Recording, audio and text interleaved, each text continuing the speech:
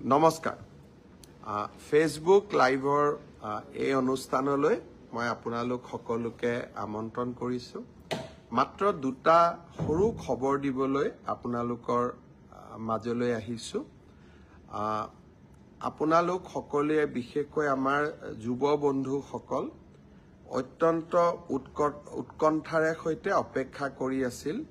যে পুলিচৰ কনিষ্টবলসকলৰ নিযুক্তি কেতিয়াৰে পৰা হ'ব বা কোন দিনাখন হ'ব মই যতে মিটিঙলৈকে যাওঁ তাতেই মোক সোধে যে মামা আমি পুলিচৰ ইন্টাৰভিউৰ পাছ কৰিলো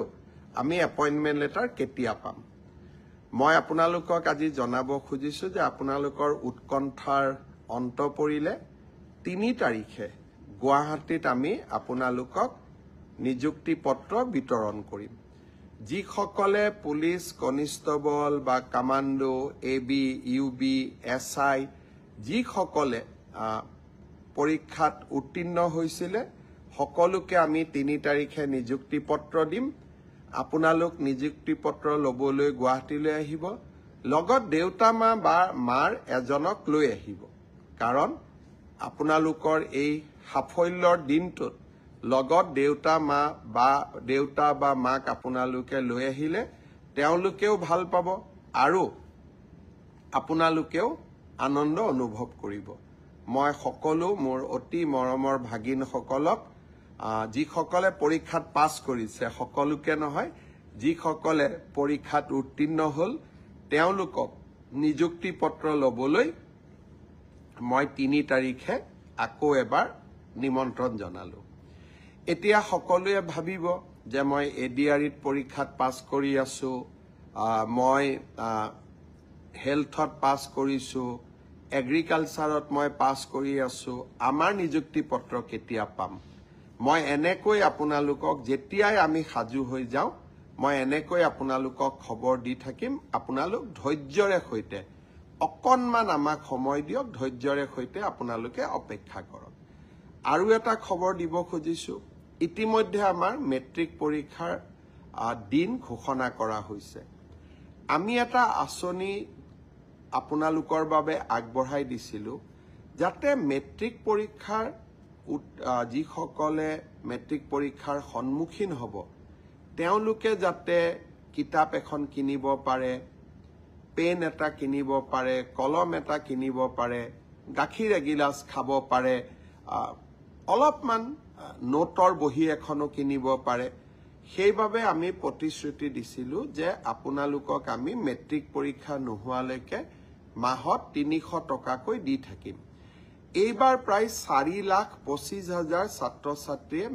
২৮ তাৰিখে শিক্ষামন্ত্ৰী ৰণোজ পেগু ডাঙৰীয়াৰ সৈতে